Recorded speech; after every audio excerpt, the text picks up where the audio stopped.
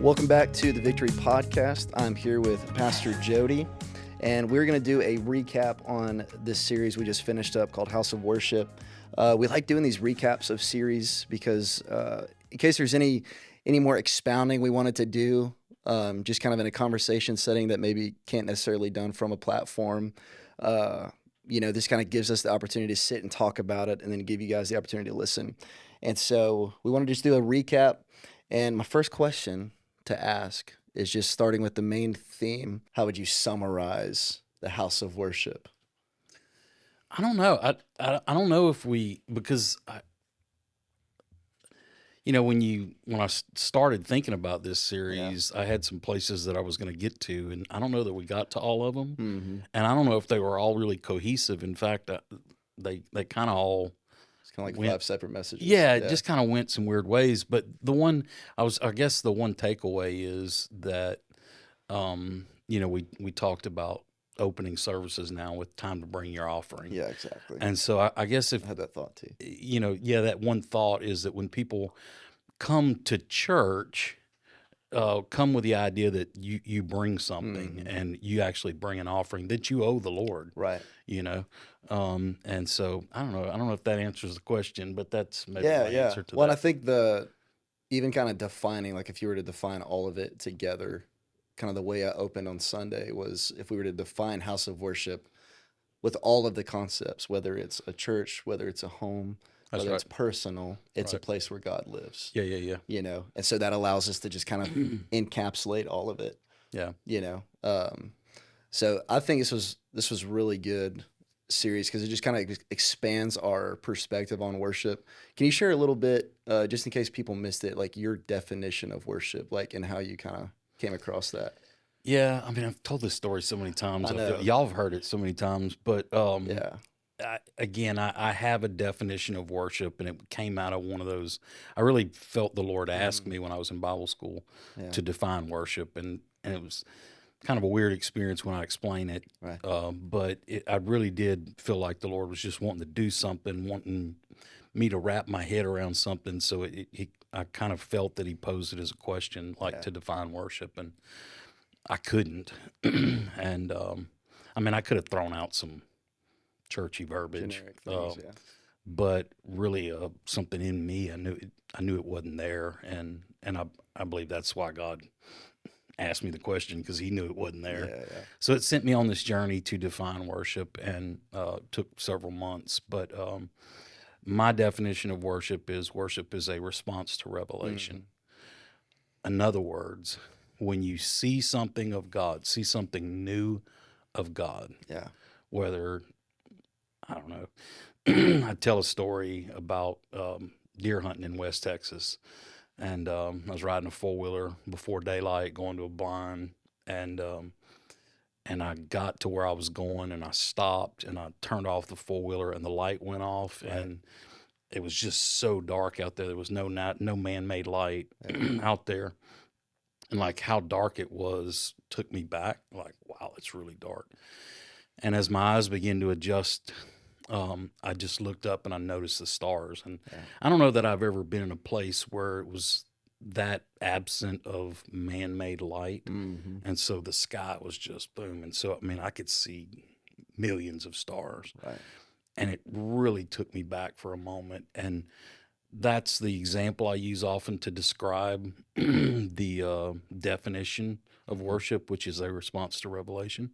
So it's like when I saw the stars, when I saw the sky, the first thing that came to me was God is big. Yeah.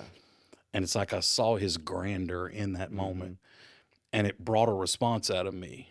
And so my definition is worship is a response to revelation. So when you see something new of God, He reveals Himself. Whatever comes out of you in that moment is worship. Yeah, that's good. And specifically in that moment, I didn't sing a song. I didn't lift my hands.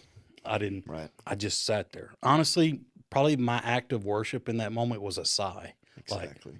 Like, that was worship because I saw God in a new way. Right. And that's what came. Which makes me just think of be still and know that I am God. Yeah. Because He's constantly the closer we get and the stronger our relationship gets with him, he constantly reveals more about himself, Yeah. and Which makes it weird because when you yeah. teach with that definition of worship, Mhm. now teach on worship. It's like, don't really need to teach on worship, need to teach you how to know God. Exactly. So the key to worship Yeah. is seeing God, 100%. right? Yep. So it's, I guess if we're going to teach on worship, it's really like teach you how to get Yeah, revelation for sure. or posture yourself, because you can't manufacture revelation. No. We can't sit down and go, okay, this morning I'm going to get some revelation. Right. But what I can do is put myself in the position with Mhm. my disciplines, give the Holy Spirit an opportunity to bring Absolutely. revelation through my Yeah. actions. You know what I'm Mhm. saying? And I've been in so many like conferences and classes and sessions like where we go over like the different expressions of worship, like raising your hands and clapping. Like all of those have even like a Hebrew word attached to it, And a lot of times I go back to like those things that I learned when I was going through like just worship school, and how much of that is a natural response. It's like there's been times I feel like we've, not necessarily us, but we've spent a lot of time teaching those expressions, Mhm. instead of teaching God. Like, Right. let's know more, because the more it's like those expressions just happen naturally. Because I really do Yeah. remember in my past messages I've heard on worship where it's like, we read through the Psalms and go, okay, shout unto the Lord. Everybody ready? Uh huh. Shout. Okay, that's how you do it. All right. And then clap your hands. Yeah. Everybody clap. And I guess there's validity to that. 100%. Yeah. But I think the better thing is teaching people how to know God, Yeah. and then whatever comes out of you at that Yeah. moment is Well, and it worship. allows, as a worship pastor, like over years of, you pour everything into a set list, you pour everything into practice and rehearsal, and you've got a team who's behind you with that, and you get out there on the platform, and you're expecting people to have this same feel, the same engagement, the same level of like revelation, Yeah, and then maybe 10 people in the room, yeah, you feel that. yeah. And but now it's like learning this concept of like people just need to know God. If I'm not feeling engagement from people, it gives me grace, going like, well, they just haven't known God That's yet, right. Yeah, yeah, And so it kind of just changes perspective as a worship pastor. Like, what yeah. can I do Right. to just help you see and know Yeah, God? because nobody ever experiences God and goes, huh? Yeah. I mean, right? No You know, way. I Yeah, mean, there's no when you way. see Yeah. God, it brings something out of you. 100%. And so I agree. People, but again, I want to be gracious with that Yeah. because people are where they are in their Mhm. own journey. Right. But really, I guess if we're going to teach on worship, it's like go after God, Yeah. and when you see Him, you'll figure the rest out. Mhm. The worship part's easy when Yeah, you for get a sure. full eye of Him. But that's Isaiah 6, I mean, he said, I saw the Lord. Yeah. Okay, well, that's the key right there. Yeah. Everything else that happened was worship, was the For sure. response to seeing God, right? 100%. Yeah. Because it's interesting, like Isaiah 6, when we see God, we also see ourselves. It's like instant. Mhm. Like I see Him, and now I'm comparing myself to Him, Yeah. and it's obvious who's who. Yeah. You know what I'm saying? Like Absolutely. I don't have to try to magnify the Lord in that moment. No, it's obvious that Yeah. He's bigger than me. 100%. When I get a full, correct picture Yeah. of who He is. Mhm. So worship or I guess revelation puts me in my place when I see God, because now I know who I am in Yeah. comparison. Yeah. And so I'm humbled. He's exalted in that moment. It's just, That's so good. I guess worship just falls into place. Yeah. So maybe this whole series, we just should have said, go after God. Go after God. Just Exactly. go find God. Yeah, because and even that idea of like what I talked about Sunday, as far as like us being a house of worship from the very beginning, God Right. wanted closeness with That's man, right. and that was the original design. When He breathed life into Adam, it was all about, I want to be with you, I want to be That's right. in you, and I want you to be in me, and that was the whole thing that Jesus restored, was that access to Him, and that only comes with like closeness. Yeah. The closer I get, the more He tells me. I was just talking with Sierra this morning. She was showing me in James how she was reading. This is her revelation, but where she was reading in James about, where it talks about the man in the mirror, how he looks at himself in the mirror and then walks away and forgets who he was. Yeah. You know, and so you can almost see. You said the more you look at God, the more I see myself. If you look at God or even the Word as the mirror, That's right. you know, it's when you walk away from that, you start to forget what you look like. Yeah. You forget who you are, you know. Yeah. But the more we look at God, the Yeah. more we realize who we are in that. Beautiful. So that's Yeah. good. Yeah. That's good. I still don't know if I answered that question. No, but I think there it this is. is- yes. We said some words. Yeah. No, I think this is a great conversation. I want to touch on. We made kind of a strong statement in the beginning. We kind of in the beginning of the series, and we've kind of hit on it every now and then that you can have a church without it being a house of worship. Like, let's kind of dive into that because we live in a very churched culture. You Yeah. know, almost everyone has attended church, and they might attend church because their grandparents attended church, because their parents attended church. And let's redefine. I feel like maybe even go even deeper of like what is the difference between going to church and like having a house of worship. Like let's talk about that a little bit, just for people to just have like I may fall into this category or I may fall into this category. Like, what are some things that you see that could be the difference between the two? Like, I just go to church or I actually am part of a house of worship. Well, I think part of it falls on the, I guess it all begins with leadership, and like Yeah, the leadership of the church needs to keep the first thing first, exactly. and which is always a challenge Uh-huh. because nobody sets it up or nobody starts to like with the idea of like, hey, let's dishonor God and let's promote the organization or whatever. Yeah, But you get involved in something, you're working in an organization, and you spend a lot of time and energy and effort with it. After a while, the Yeah. organization, it's there, you see it, you touch it, there's an address, there's, Yeah. so you put this energy in the organization. And if you're not careful, it can become so much about victory and not as much about God anymore. 100%. So I think just a church and even me, checking our heart every once in a while, go, wait a minute, what's the issue here? Yeah, And what's the main thing? And that's why I know it's helped me every once in a while just to remember that Jesus is the head of the church. Jody's not. that's right. Nakota's not. Jesus is the head of the church. And we say that in our team a lot. Yeah. And the fact that we're just managers, Yeah, we're just absolutely. stewards. Like, we don't own this place. It's his. And so I think the first responsibility is on the leadership of the church to make sure that we make it about the correct Yeah. thing, if that makes sense.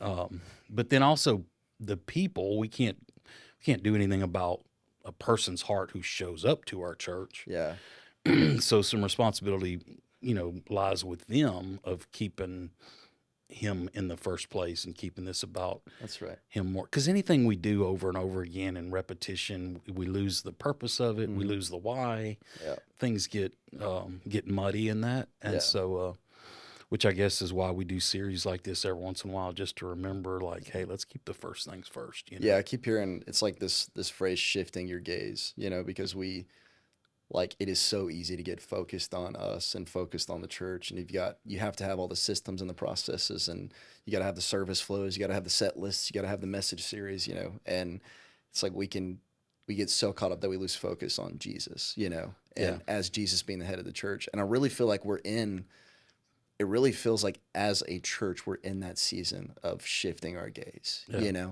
Yeah. Not that we were not doing it before, but it seems just like it's like I almost just sense him just drawing us even closer to that. Like, hey, don't forget, like, keep looking at me, Yeah. You feel that same way? Yeah, definitely. And there's a king and there's a kingdom and Yeah. then there's a church. Yeah. And keeping all those things in the proper order is Yeah. is always tricky.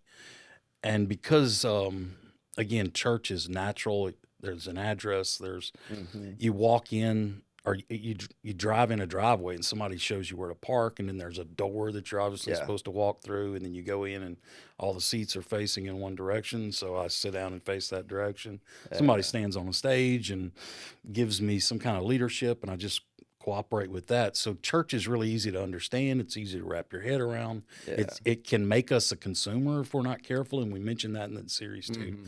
Like, okay, I'm here to receive something. Yeah. Y'all give me what I need. Exactly.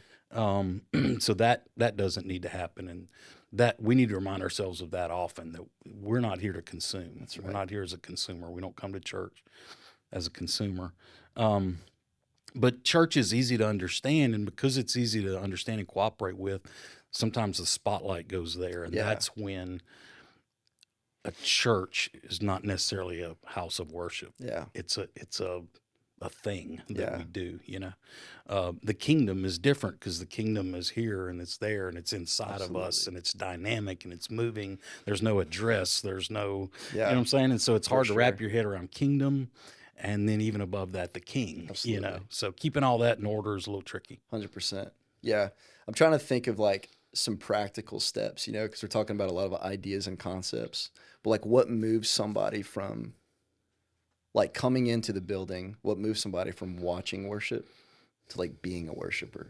Like obviously there's a mindset shift and there's things that happen there, but what are like some like practicality, like tangible things that somebody can do? Because if somebody's listening to this and they're like, that all sounds super nice, but like how do I do that? Like what do we think are some practical steps to kind of get there? Man, I'm telling you, it's all about your connection with the Lord. Yeah, It's about your personal connection with the Lord. for sure. How attached you are, how in sync you are with Yeah. Him, and because the more attached you are to Him, the more you love Him, the more you appreciate Him, the more Mm-hmm. you see His hand in your life, and so really, it's about we have hundreds of people sit in that auditorium. 100%. Yeah, There's 100 different opportunities there for people to be whatever level of engagement they are personally with the absolutely. Lord, and then collectively we're a reflection of all the individuals and their personal Yeah, connection with the Lord. yeah. And so I would say stay connected. Now, Stay connected. you were asking practically, how do Mm, we do that? Well, I don't know. It's just, it always goes back down to our personal habits. that's it. Do we have a life in the Word? Yeah, Do we spend time in the Lord's presence? absolutely. And honestly, I would say it's those two things, and Yeah, then maybe hanging around with the right people, being connected to to 100%. life giving relationships, people who are doing the same thing you're doing. Yeah, that's And right. if you got those three elements in place, if you're a person of the Word, a person of prayer, and a person who's feeding off of Staying connected. thriving, healthy spiritual community, you're going to be connected to the Lord. Yeah, And then that connection is going to influence how you approach church, how you so good. approach worship, how Yeah, you approach your job, how you approach yeah, everything. for sure. So I don't know that No, I think that's good. that's And really because I mean, we're constantly hear stories of people, like we hear testimonies, of like really miraculous things. And then we hear testimonies of people just finding their community, yeah and finding their brotherhood and that, or sisterhood, and that it's like that moves them from that season of like, I just need to get to church to now I'm connected, yeah and I love it, man. I love this whole series. I love, it seems like we're kind of starting at ground zero, with the Father's Heart series, and now we're talking about worship. Um, if y'all haven't caught what we're doing, we're just kind of redefining our values to yeah a sense, yeah which is worship, growth, community, and mission. And as a church, those are things that we value, and we almost just we're in a spot of just redefining that. And I love where we're going, man. I think everything God is doing here is amazing, man. I love being a part of it. yeah. So I do wish that our church was more. I mean, I think we are like the level of music that we produce yeah, on a Sunday morning, like what people hear and experience is top top notch. yeah, I wish there was more connection with that yeah, from our congregation, and I don't say that in a condemning way. And again, we're not trying to whip them into some kind of emotional right, thing, but I wish that, I mean, when that happened, it would just yeah. people We're would just just there open up their hearts and engage, for and sure. Yeah, because it always feels like from a band perspective, it's like we have to get to this ramp up. It's like yeah, we're yeah, we're yeah, building to something, and then all of a sudden we hit the climax, yeah, and it's usually by the last song, yeah, right, yeah, yeah, And yeah, I agree. It's like I think it was Bob Sorge when he hmm came and he years ago, and he talked about like how worship kind of feels like that roller coaster, And he's like if you he said something about if you could learn how to just start at the top, yeah, you know, And so we do things like we start with scripture sometimes. And a lot of times when we sometimes I feel like when we shake things up a little bit, it's like we're there, Yeah. you know? Yeah. And, yeah, because I get all the comments, and on a podcast setting, I think this is okay to talk about, and no shame or guilt being thrown, but it's like when you step off of a platform and you come down, we go through the green room and come back around, and you hear the comments like, man, you guys should be on American Idol. Like, man, music sounded great today, or even the phrase worship was good today, it's like things like that where we could just like, let's just shift a little bit. Like, I could care less about being on American Idol. It's just like, this is the assignment that I have right now is to lead you into worship, into an encounter with the Lord. And so it goes way beyond, and worship is always good, Yeah. And the emphasis is on lead worship, which means you should be following me, not just watching me. 100%. You're actually going there with me. Yes, yes. My job is to bring you somewhere. Yeah. And sometimes the fight is I like to go somewhere and sometimes I leave people behind, because I'm there, and there are some Sundays where I'm just going, and that's a regular conversation he and I have. Yeah. I'm like, hey, dude, I Hey, love where come you're down, going, but you got to bring these people with Yeah. you. Pastor Jody has because this- he's a runner. Yeah. Nakota would be, 5 miles ahead of us. And his signal for me is usually this. He just kind of sits there and stares, and I'm like, okay, maybe I'm going too fast. Slow down, let them catch Yeah. up. But then we need to tell the people, hey, let's get going. Let's sure. go. You're not here to watch a show. Let's go. Yeah. We're trying to bring you somewhere. Absolutely. Well, because I think that's as pastors, that's the thing that we fight is the balance of like, how much do we let the majority control the pace? Right. Or how much does God, as like he has given us a mantle or an assignment as pastors, how much do we control the pace? Yeah. And then how much of it is just like, God, you control the pace, Yeah. Yeah. And I feel like there's always just kind of like this wrestle between all of that. And I feel like we're learning how to do that. So I would say, Yeah. where we are, our heart of worship as a church, it's still in me. I'm like, golly, I wish we were further along. Yeah, same. But again, I think to wrap all this up in one big thing, it's not, we don't need to condemn people for it. We don't need to teach them how to be emotional.